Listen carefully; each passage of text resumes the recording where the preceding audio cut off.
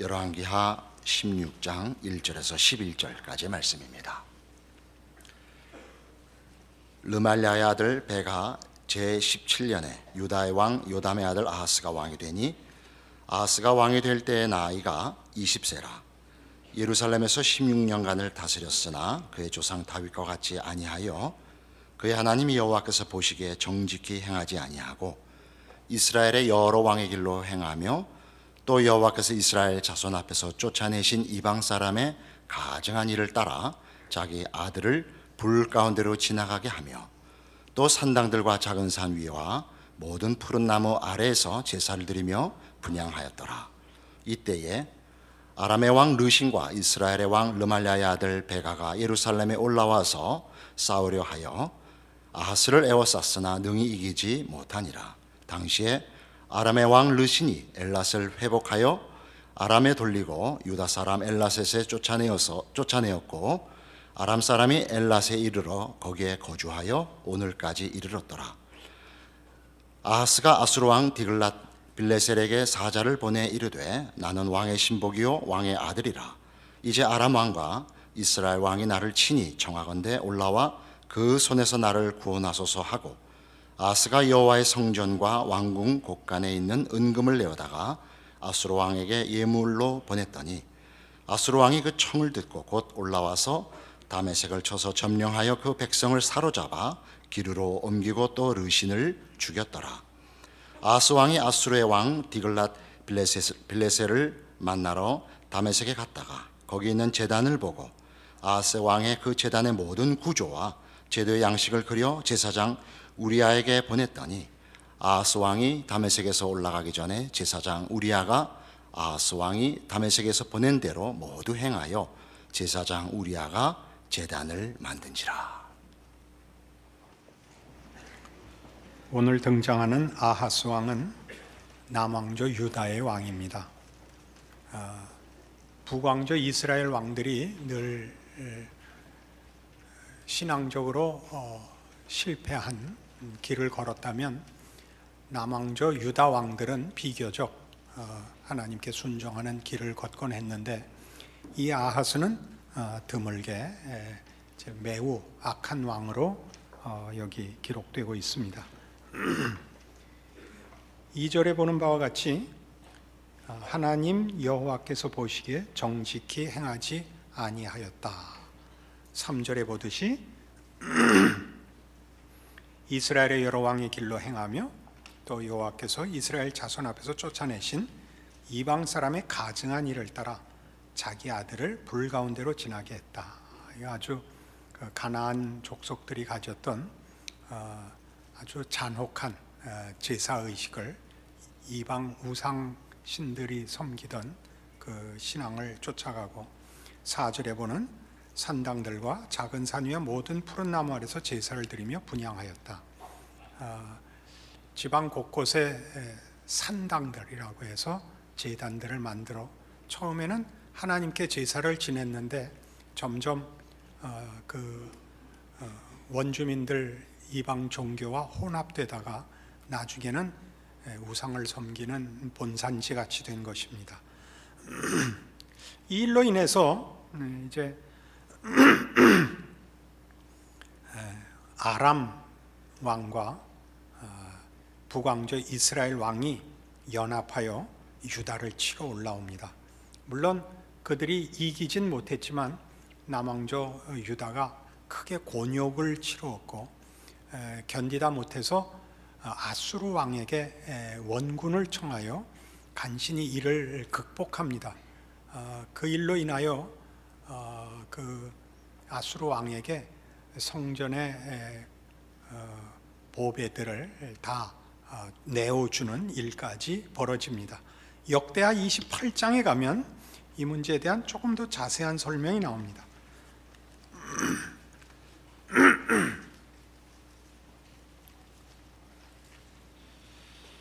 693페이지입니다. 구약성경 역대하 28장 16절. 그때 아하스 왕이 아수르 왕에게 사람을 보내어 도와주기를 구하였으니 이는 에돔 사람들이 다시 와서 유다를 치고 그의 백성을 사로잡았음이며 블레셋 사람들도 유다의 평지와 남방 성읍들을 침노하여 베세메스와 아얄론과 그데롯과 소고 및 그 주변 마을들과 딥나 및 그 주변 마을들과 김소 및 그 주변 마을들을 점령하고 거기에 살았으니 이는 이스라엘 왕 아하스가 유다에서 망령되이 행하여 여호와께 크게 범죄하였으므로 여호와께서 유다를 낮추심이라. 그러니까 아람 왕과 이스라엘 왕이 연합하여 쳐들어온 것으로 그 단순하게 그 정도의 국제전으로 끝난 것이 아니라 유다가 약하여지자 그동안 꼼짝 못하고 있던 작은 나라들도 전부 반역을 하고 또 유다를 쳐들어오고 땅을 뺏어가고 하는 일들이 일어났는데 이런 일들은 지금 역대하 28장 19절에서 보는 바와 같이 유다 왕 아하스가 하나님을 배반하고 신앙적으로 순종하지 않았기 때문에 일어난 벌이라 이렇게 묘사하고 있습니다. 20절 계속 보시면 아수르 왕 디글랏 빌레셀이 그에게 이르렀으나 돕지 아니하고 도리어 그를 공격하였더라. 아하스가 여호와의 전과 왕궁과 방백들의 집에서 재물을 가져다가 아수르 왕에게 주었으나 그에게 유익이 없었더라. 그러니까 전에 있었던 보물, 또 왕궁에 있었던 것, 귀족들의 보물들 다 걷어서 일전에 조공물로 바치고 이 문제를 해결하려 하였으나 효과가 없었답니다. 22절 이 아하스 왕이 곤고할 때에 더욱 여호와께 범죄하여 자기를 친 다메섹 신들에게 제사하여 이르되 아람 왕들의 신들이 그들을 도왔으니 나도 그 신에게 제사하여 나를 돕게 하리라 하였으나 그 신이 아하스와 온 이스라엘을 망하게 하였더라. 좋지 않을 때 회개하지 않고 더욱 고집을 부리고 더욱 잘못된 길로 나아가 더욱 크게 패가 망신했다 이렇게 기록하고 있습니다. 우리는 열왕기를 보면서 북왕조 이스라엘과 남왕국 유다가 왜 갈렸는가, 또 저들이 각각 어떤 길을 걸었으며 결국 북왕조가 아수르에 망하고 남왕국이 바벨론에 망하고 다 포로가 되는 이 비극이 왜 일어났는가 하는 것들을 신명기적 예언에 근거하여 확인합니다. 신명기에 약속된 대로 축복의 약속과 저주의 약속을 따라 하나님께 순종하면 나가도 복을 받고 들어와도 복을 받을 것이요, 하나님을 섬기지 않고 딴 신을 섬기고 하나님의 뜻을 거스르면 나가도 저주를 받고 들어와도 저주를 받으리라 한 대로 북왕조 이스라엘과 남왕조 유다가 망하였고 그 벌을 받았다 하는 내용을 보고 있습니다. 그러나 지난번에 우리가 확인했듯이 이 일은 다만 신명기에 약속된 인과 법칙과 보상의 법칙으로만 설명할 수 없는 역사의 내용들이 있습니다. 심한 경우에는 잘못했을 때도 벌이 내리지 않고 잘했을 때도 상을 받지 못하고 곤고한 결과가 일어나는 일들까지도 봅니다.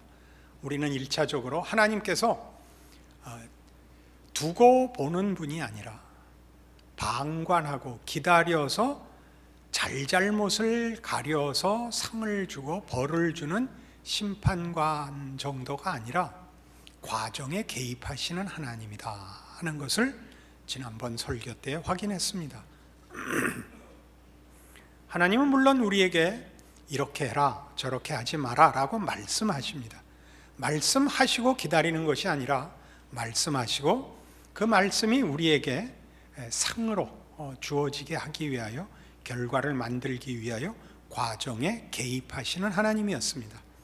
잘못하면 꾸짖고 잘하면 상 주고 더 나아가 잘못했을 때 용서하시고 잘했을 때 경계하시는 하나님이라는 사실을 확인했습니다. 그러나 오늘은 아하스가 워낙 잘못했고 그가 잘못한 것은 한두 번 잘못한 것이 아니라 잘못하여 벌 받을 때 더욱더 잘못된 길로 가서 도저히 하나님 앞에 어떤 다른 결과를 기대할 수 없는 참으로 미련하고 완악한 왕이었다 하는 것을 성경이 거듭 확인시켜주는 장면 앞에 서 있습니다.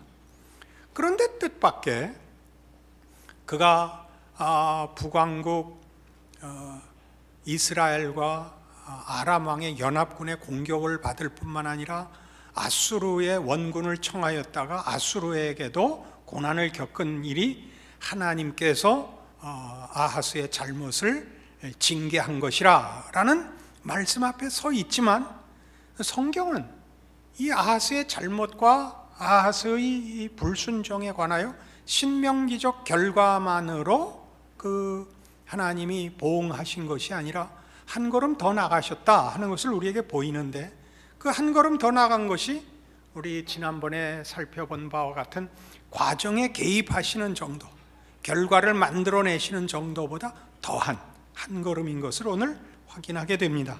이사야 7장입니다.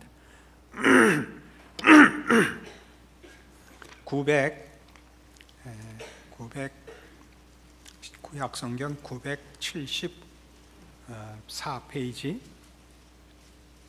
이사야 7장 1절입니다. 우시아의 손자요 요담의 아들인 유다의 아하스 왕 때에 아람의 르신 왕과 르말리아의 아들 이스라엘의 베가 왕이 올라와서 예루살렘을 쳤으나 능히 이기지 못하니라. 어떤 사람이 다윗의 집에 알려 이르되 아람이 에브라임과 동맹하였다 하였으므로 왕의 마음과 그의 백성의 마음이 숲이 바람에 흔들림같이 흔들렸더라. 우리 알고 있는 아하스 왕 때의 정치적 그 상황을 이사야 7장에서도 동일하게 언급하고, 그 후에 3절 이하에 보시는 바와 같이 이사야가 아하스 왕을 만나 걱정하지 마라. 아람 왕과 이스라엘이 연합하여 너를 치러 오지만 그들이 이기지 못한다. 내가 저들을 패퇴시키고 유다를 지킬 것이라 라는 약속을 줍니다. 그리고 10절에 말씀하시기를, 여호와께서 또 아하스에게 말씀하여 이르시되 너는 내 하나님 여호와께 한 징조를 구하되 깊은 데에서든지 높은 데에서든지 구하라. 너희가 지지 않을 것이요 너희를 치러 온 이스라엘과 아람이 오히려 패퇴하여 물러가리라. 징조를 구하라. 나 하나님이 이 약속을 이룰 것이라. 너를 확신시킬 것이라. 그러자 뜻밖의 아하스가 12절에 보듯이 아하스가 이르되 나는 구하지 아니하겠나이다. 나는 여호와를 시험하지 아니하겠나이다 라고 나옵니다.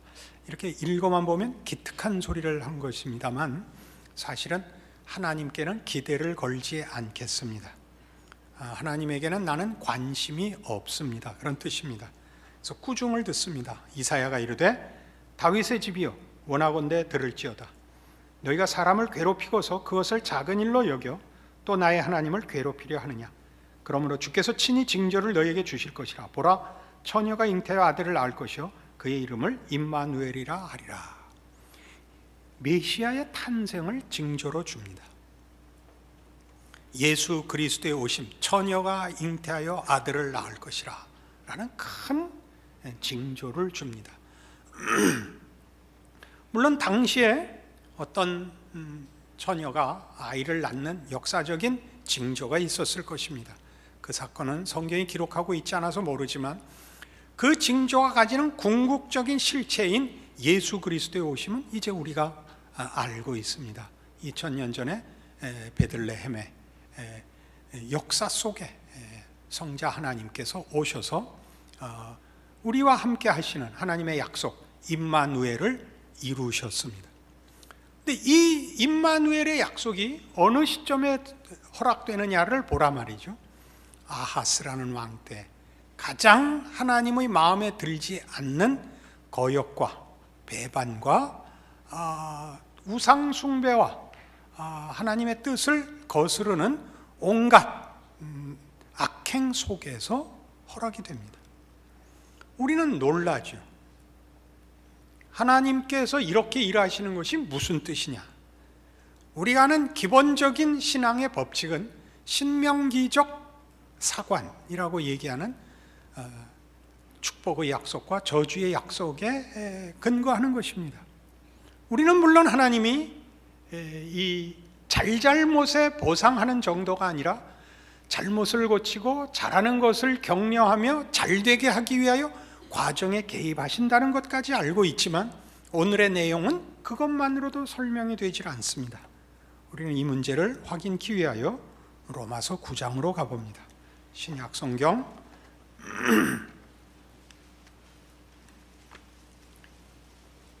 251페이지입니다. 신약 성경 로마서 9장 10절입니다.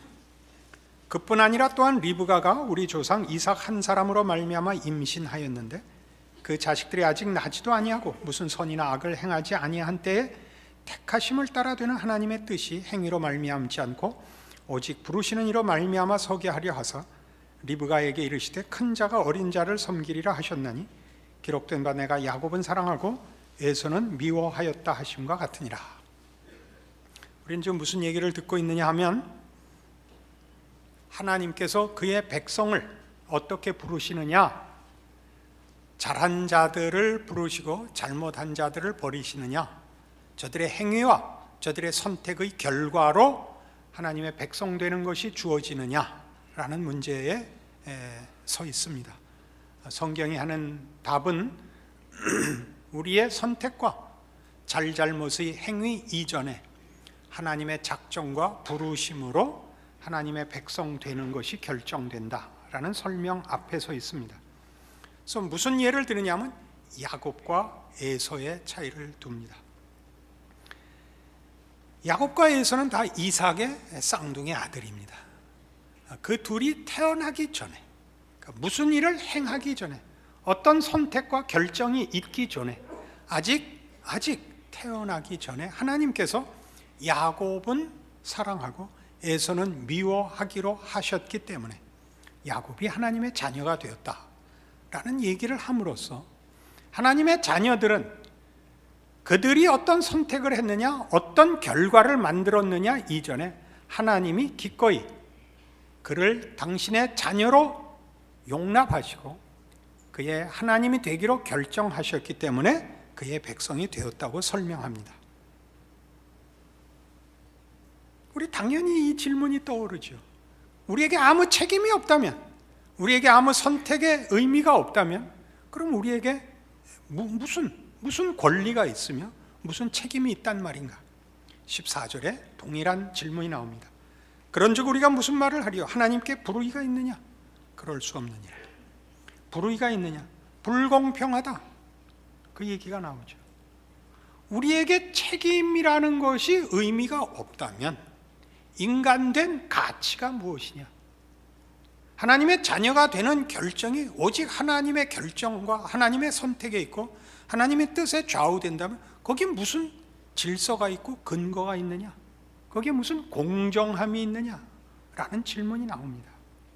그러자 성경은 이렇게 답합니다. 15절 모세에게 이르시되 내가 긍휼히 여길 자를 긍휼히 여기고 불쌍히 여길 자를 불쌍히 여기리라 하셨으니 그런즉 원하는 자로 말미암음도 아니요 다른 박질하는 자로 말미암음도 아니요 오직 긍휼히 여기시는 하나님으로 말미암음이니라. 여러분들도 적지 않이 의아스럽게 이 구절을 대하게 될 것입니다. 여기서 하는 말씀은 우리로서는 사실은 선뜻 납득하기 어려운 내용입니다. 하나님 마음에 달렸다. 우리 아주 우스갯소리로 엿장수가 1분 동안에 몇 번 가위질을 하는지 아느냐, 그런 질문이 있죠. 엿장수 마음대로다. 이게 답입니다. 하나님 마음대로라는 것이 엿장수 마음대로와 달리 느껴지지가 않습니다. 나 지금 성경이 하고 싶은 얘기는 이겁니다. 기독교 신앙이란 신앙 행위자가 주체가 아니라는 것입니다. 신앙 행위자가 주체가 아니라는 것은 기독교 신앙의 성립, 기독교 신앙의 무게는 신앙 행위자의 잘잘못과 결심의 가치, 중요성 같은데 결정의 무게가 있지 않고 우리 신앙의 대상인 하나님이 어떤 분이냐 하는데 전적으로 달려있다고 얘기하는 것입니다. 하나님은 질서의 하나님입니다. 하나님은 잘잘못의 보상하시는 원칙의 하나님이십니다. 그러나 지금 하고 싶은 얘기는 하나님은 보상의 원칙보다 큰 하나님이시라는 것입니다. 하나님은 우리가 잘하면 상 주시는 하나님입니다. 잘못하면 벌하십니다.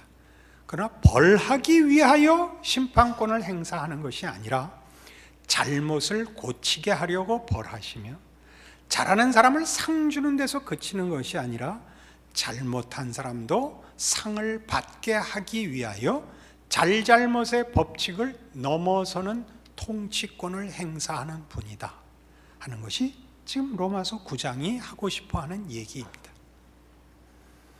16절에 있는 바와 같이 그런즉 원하는 자로 말미암음도 아니요 다른 박질하는 자로 말미암음도 아니요 오직 긍휼히 여기시는 하나님으로 말미암음이니라 하는 말이 그겁니다. 좀 더 전문적으로 설명을 하죠. 대단히 쉬운 표현이지만 이걸 전문적인 용어라고 하는 것은 그 뜻이 쉽지 않기 때문입니다.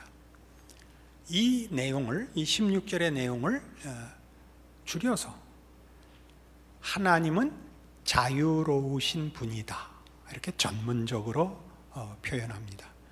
하나도 전문적인 표현이 없는데 전문적이라 그러죠.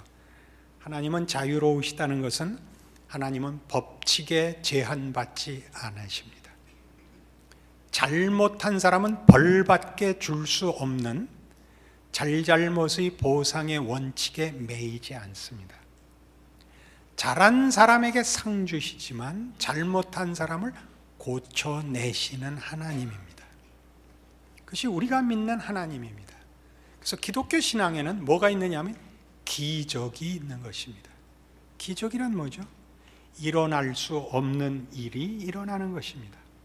보상의 원칙, 인과 율이 무너지는 것입니다. 그 무너짐은 질서가 파괴되어 무너지는 것이 아니라 그 법칙이 가지는 보상보다 큰 하나님의 통치로 그 보상을 넘치게 하는 하나님의 통치를 말합니다.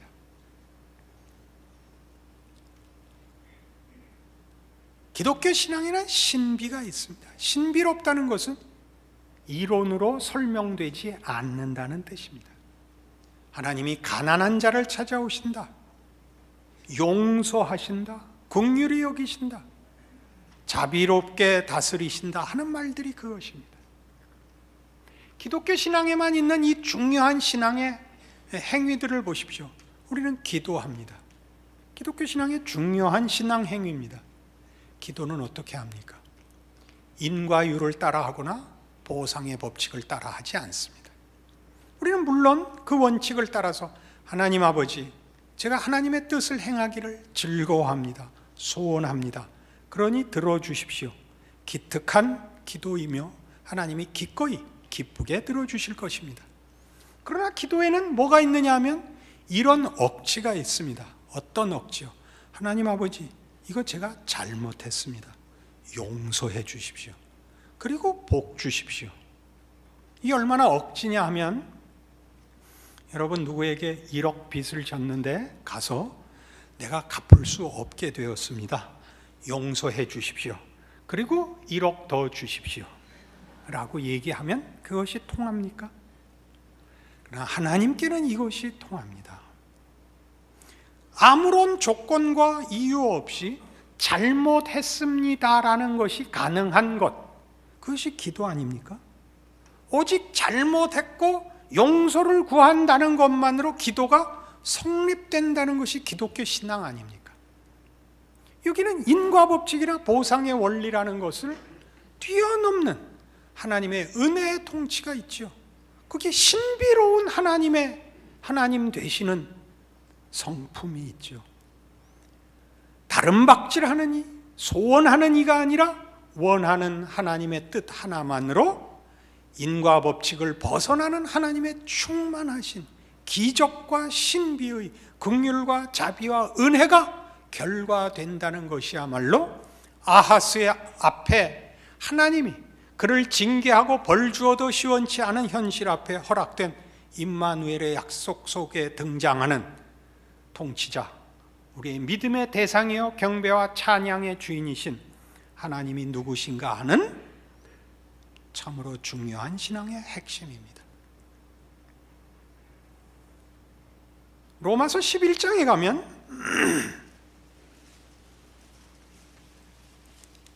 29절 이하에 이런 말씀이 나옵니다. 하나님의 은사와 부르심에는 후회하심이 없느니라. 너희가 전에는 하나님께 순종하지 아니하더니 이스라엘이 순종하지 아니하므로 이제 긍휼을 입었는지라. 이와 같이 이 사람들이 순종하지 아니하니 이는 너희에게 베푸시는 긍휼로 이제 그들도 긍휼을 얻게 하려 하심이라. 하나님이 모든 사람을 순종하지 아니하는 가운데 가두어 두심은 모든 사람에게 긍휼을 베풀려 하심이로다.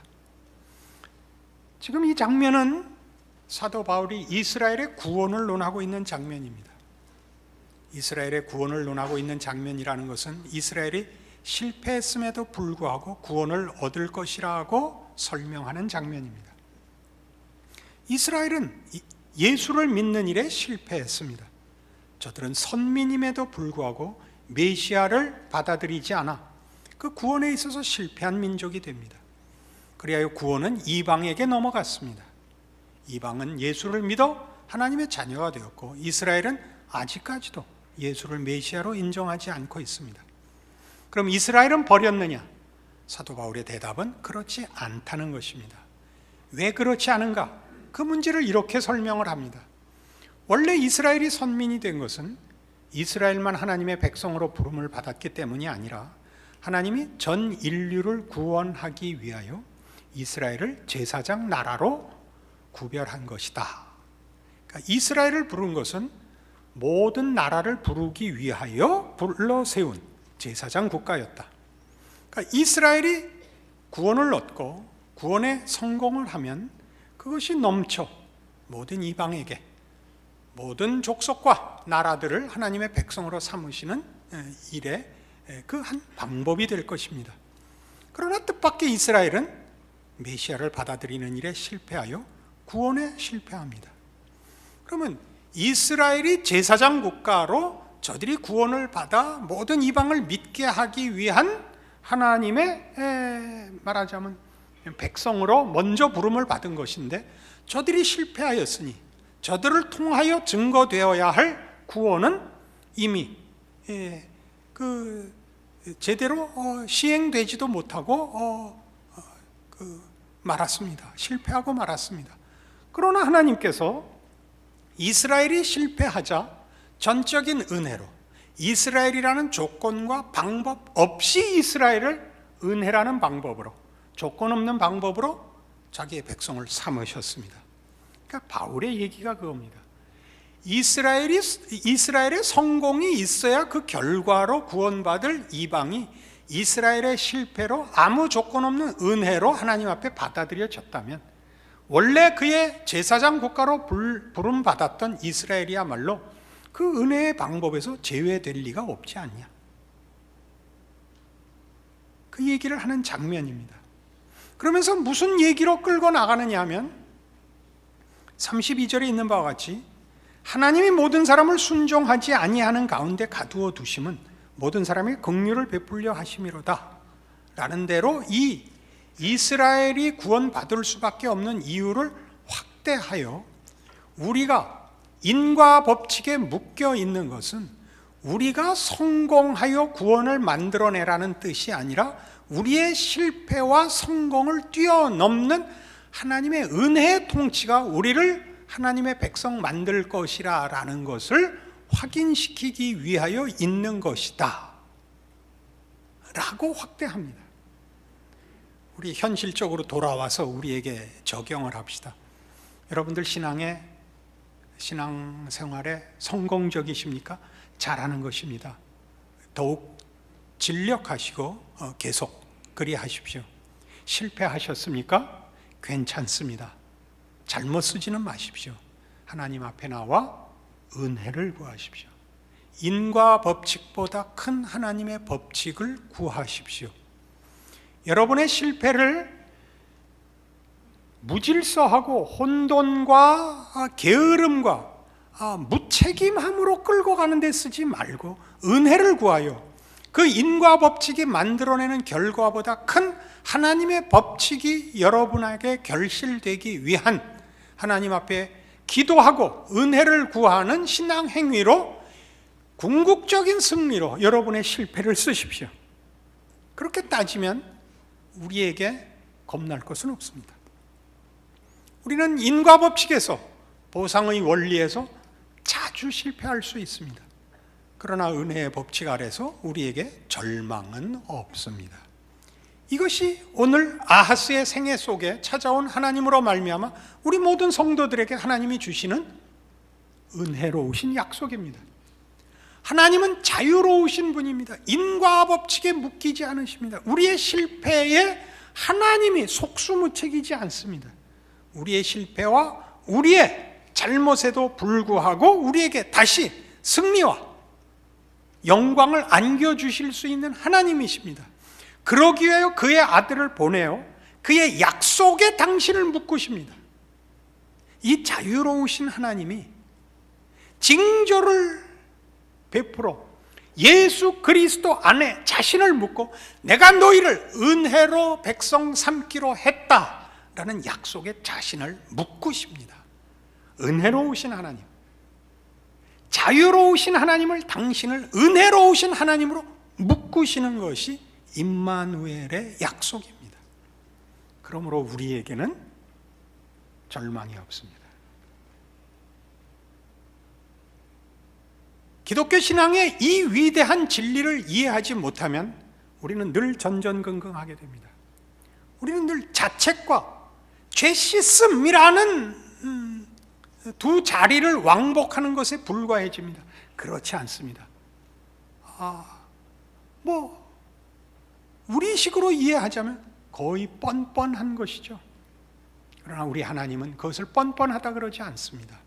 하나님 우리의 돌아섬, 회개, 긍휼을 구하고 은혜를 구하는 우리의 기도와 간구와 눈물과 한숨에 기꺼이 반응하십니다.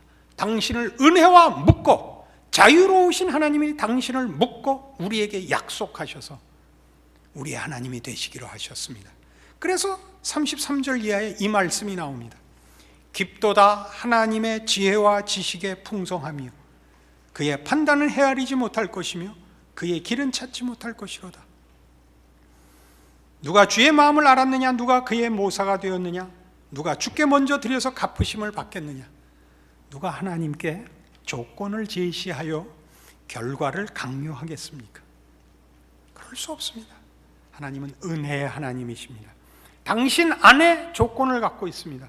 은혜를 베풀기로 하시며 자비롭기로 하시며 사랑하시며 복주기로 작정하신 당신의 기쁘심을 근거로 하여 우리를 당신의 자녀로 부르셨고 삼으셨고 아버지로서 당신을 약속에 묶으십니다. 이는 만물이 주에게서 나오고 주로 말미암고 주에게로 돌아감이라 그에게 영광이 세세히 있을지어다. 아멘. 하나님은 이런 하나님이십니다. 이 하나님만이 주인이십니다. 다른 어떤 법칙도 이 하나님의 하나님 되심을 방해할 수 없습니다. 이 하나님의 통치를 제한할 수 없습니다.